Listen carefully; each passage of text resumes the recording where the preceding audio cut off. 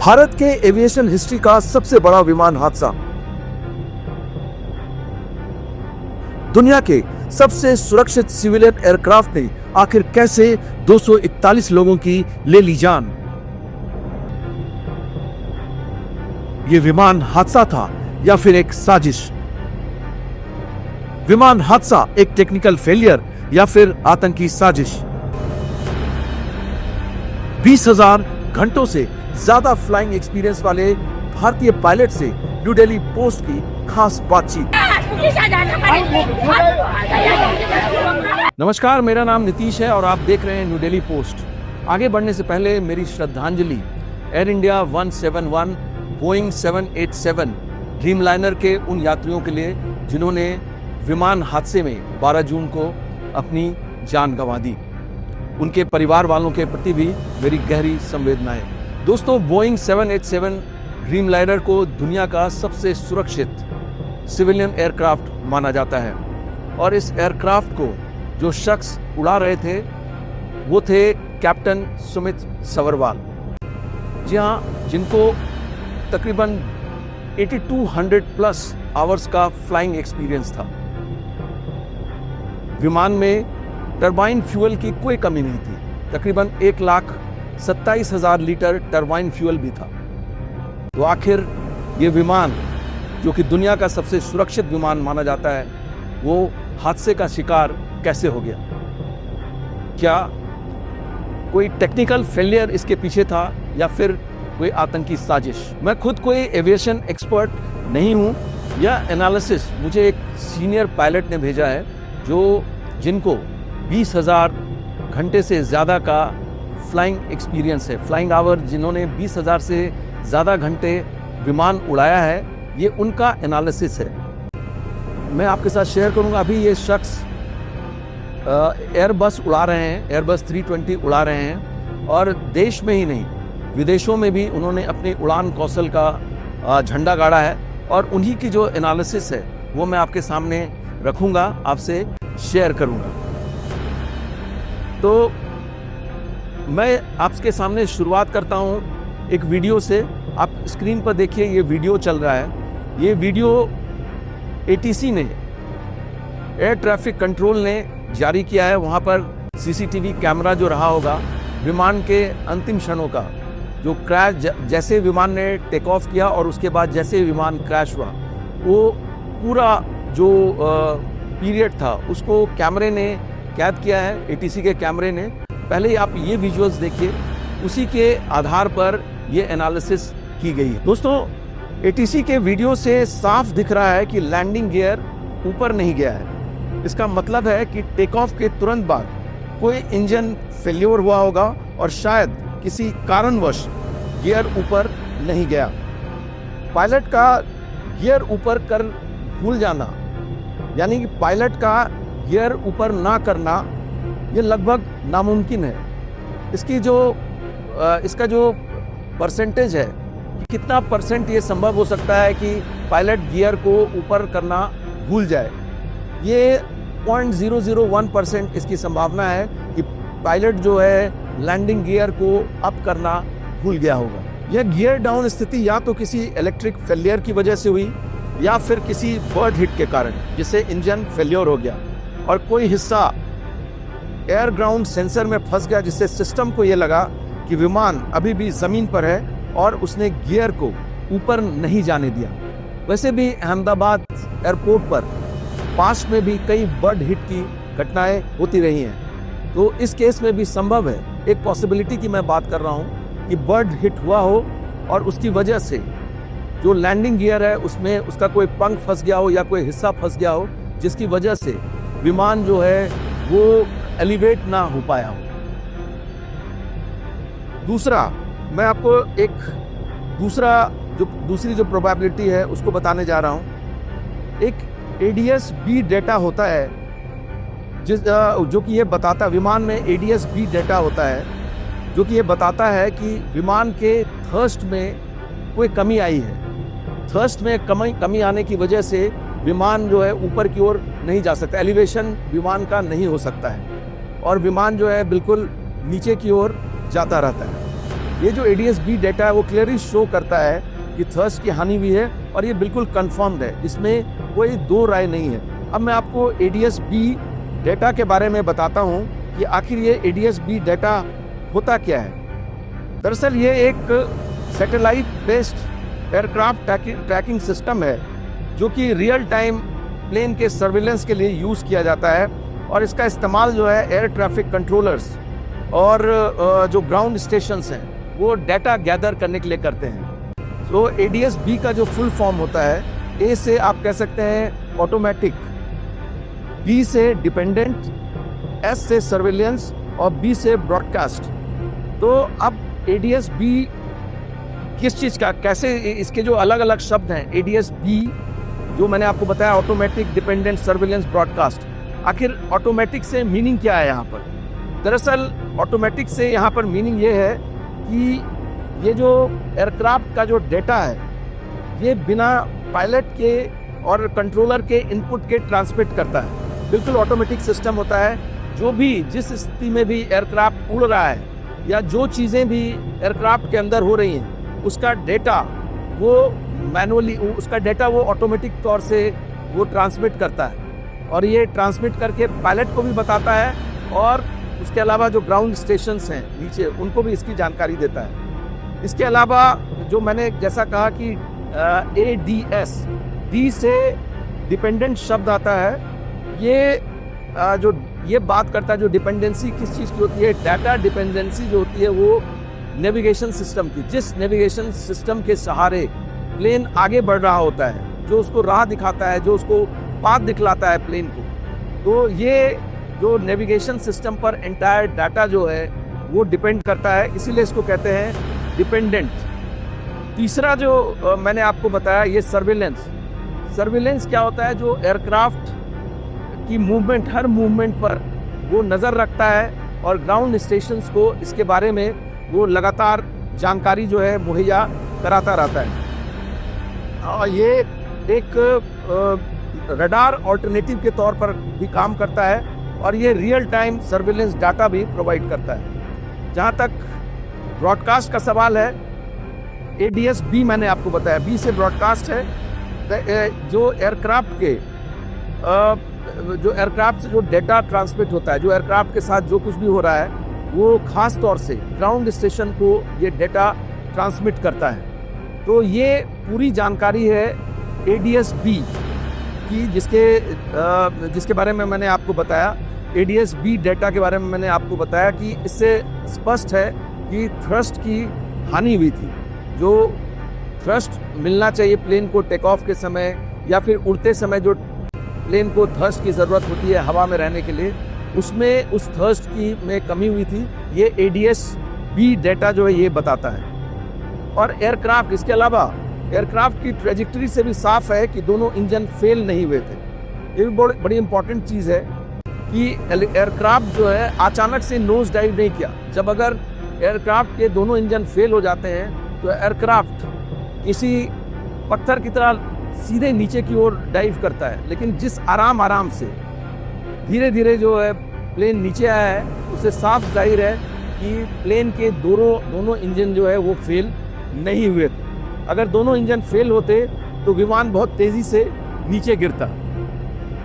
Gear इस पूरी स्थिति में गियर नीचे ही रहा और धीरे धीरे विमान नीचे आता रहा।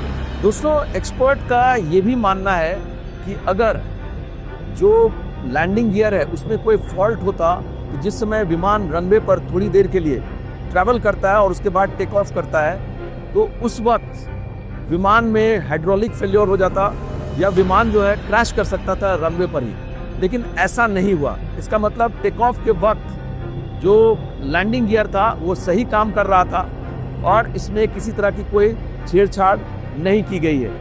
इसमें होता क्या है कि अगर लैंडिंग गियर से किसी तरह की छेड़छाड़ की गई होती है तो उसमें एक विमान के अंदर एक सर्किट होता है जो कि लैंडिंग गियर को भी कंट्रोल करता है। उससे संबंधित डाटा, लैंडिंग गियर की क्या स्थिति है उससे संबंधित जो जानकारी उस सर्किट के जरिए पायलट को मिलती रहती है। तो अगर लैंडिंग गियर में कोई प्रॉब्लम रहा होता, वो लैंडिंग गियर जो कि टेक ऑफ के बाद भी काफ़ी वक्त तक लैंडिंग गियर डाउन ही रहा, वो अप नहीं हो पाया, जिसकी वजह से विमान को पूरा एलिवेशन नहीं मिल पाया।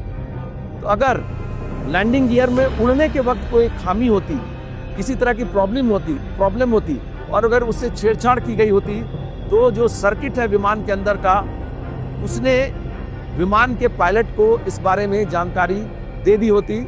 तो सवाल है कि लैंडिंग गियर उड़ने के वक्त जो कहा जा रहा है कि लैंडिंग गियर में भी खराबी हो सकती है या छेड़छाड़ की जा सकती है, ये ऐसा संभव दिखाई नहीं दे रहा है। एनालिसिस से जैसा मैंने आपको बताया, उसे ऐसा लगता नहीं कि जो ग्राउंड जो सेंसर था, जो मैंने आपको एनालिसिस से बताया, ऐसा लगता नहीं है कि लैंडिंग गियर में किसी तरह से छेड़छाड़ की गई होगी। संभव है कि ऐसी स्थिति में ऑटो पायलट मोड भी डिस्कनेक्ट हो गया हो और ये इलेक्ट्रिक फेलियर की वजह से संभव हो सकता है। जैसा कि देखा गया है पूरे विजुअल्स में, जैसा कि हमने देखा कि गियर नीचे था, तो या तो पायलट भूल गए हों, जिसकी संभावना बेहद कम है। तकनीकी कारणों में हाइड्रोलिक फेलियर, बर्ड हिट या एयर ग्राउंड सेंसर में किसी चीज़ का फंसना भी हो सकता है। अब गियर नीचे रहा और विमान ने भी इसी की वजह से चढ़ना बंद कर दिया और धीरे धीरे विमान नीचे आने लगा। पायलट ने कोशिश की होगी कि विमान को किसी तरह ऊंचाई पर ले जाया जाए, लेकिन पायलट की जो है तमाम कोशिशें फेल हो गई होगी। उसकी वजह मैंने बताया कि एक तो एयर सेंसर ने काम करना बंद कर दिया होगा इलेक्ट्रिक फेलियर की वजह से, दूसरा जो ग्राउंड सेंसर्स हैं उसमें कोई चीज़ फंस गई होगी, इसकी वजह से एलिवेशन ज़्यादा नहीं हो पा रहा था।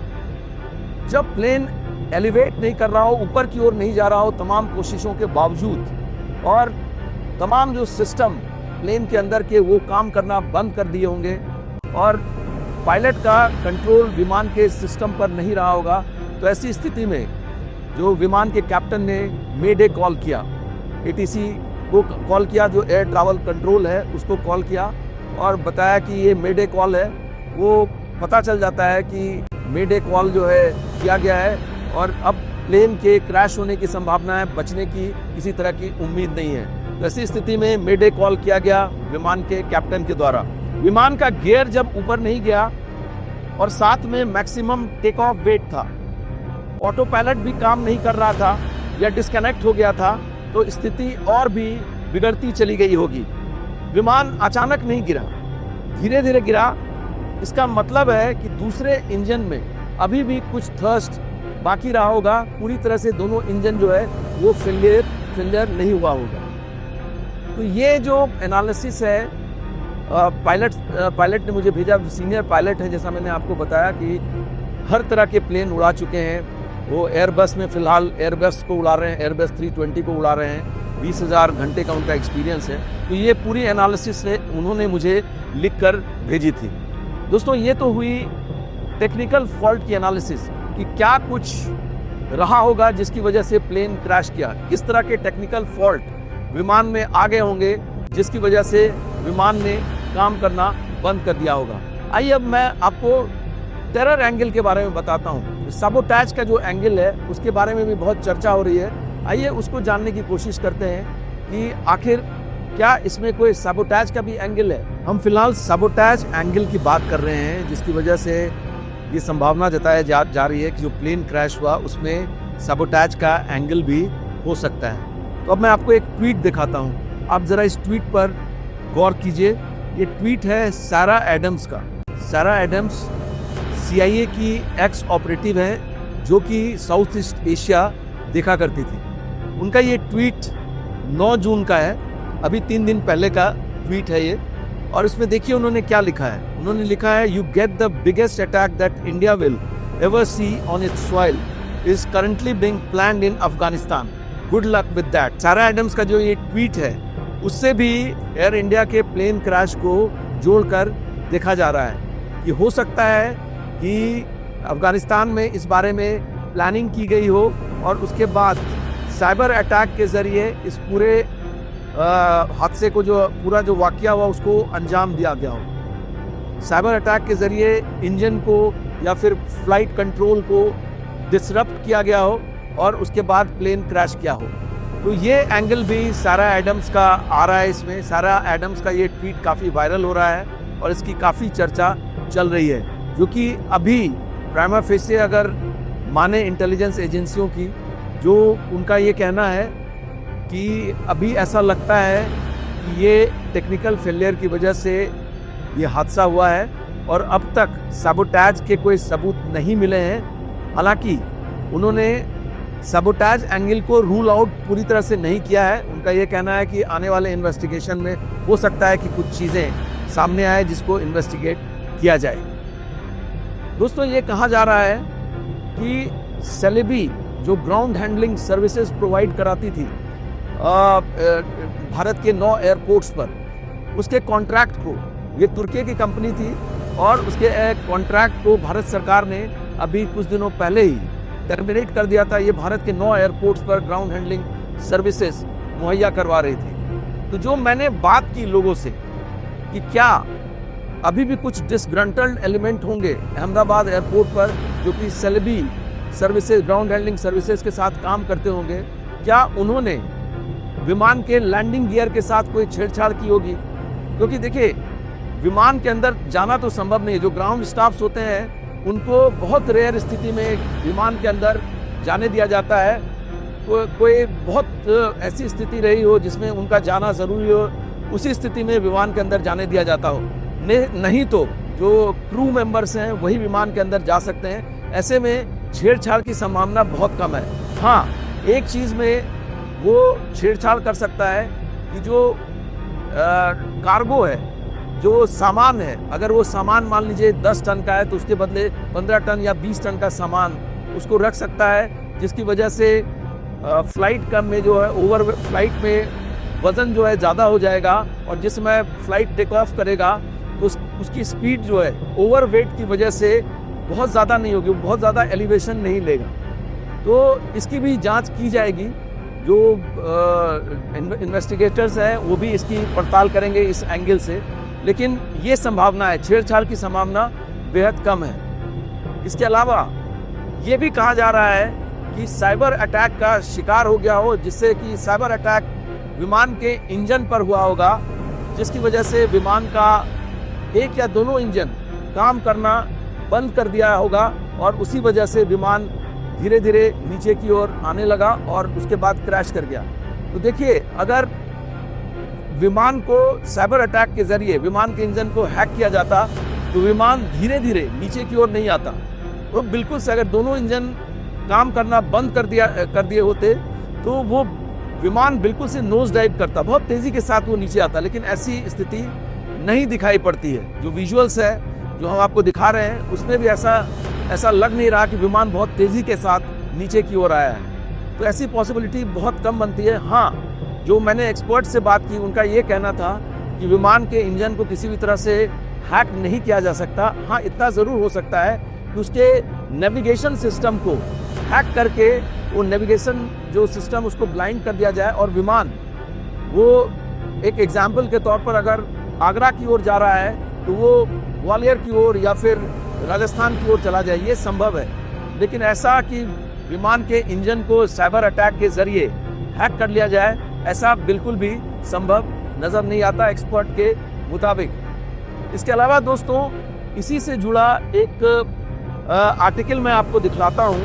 ये आर्टिकल 7 अगस्त 2019 का है और इसमें एक रिसर्चर थे जिन्होंने, स्पेन के रिसर्चर हैं, जिन्होंने ये लिखा है कि दरअसल जब उन्होंने रिसर्च करना शुरू किया तो उनको ये पता लगा कि बोइंग 787 का जो सर्वर है वो अनप्रोटेक्टेड है और ये किसी भी वक्त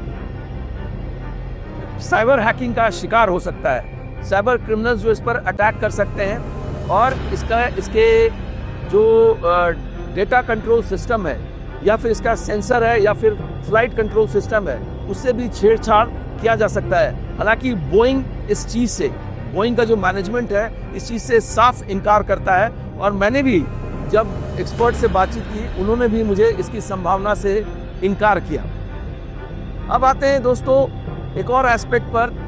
पन्नू के जो खालिस्तानी आतंकी है गुरपतवंत सिंह पन्नू, उसने भी एयर इंडिया के विमान को उड़ाने की धमकी दी थी। तो देखिए दोस्तों, ये बॉम्ब ब्लास्ट होने से तो प्लेन नीचे गिरा नहीं, क्योंकि प्लेन बिल्कुल आराम से आया है और एक हॉस्टल की छत से, मेडिकल कॉलेज के हॉस्टल की छत से टकरा कर और उसके बाद क्रैश किया है। तो उसमें तो बॉम्ब ब्लास्ट हुआ नहीं।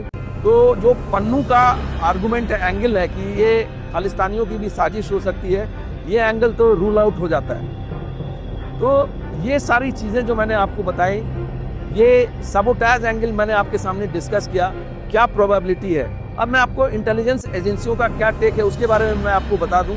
दोस्तों, जो इंटेलिजेंस एजेंसियां हैं उनका भी जो प्राइमा फेसी ये मानना है कि ये टेक्निकल फेलियर है।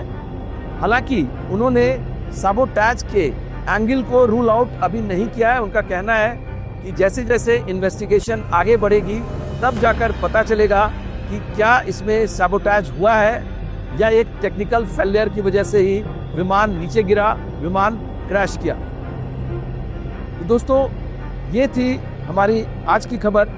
उम्मीद है आपको पसंद आई होगी, और अगर हमारी ये खबर आपको पसंद आई हो तो काइंडली हमें लाइक करें, शेयर करें और सब्सक्राइब करें। जय हिंद।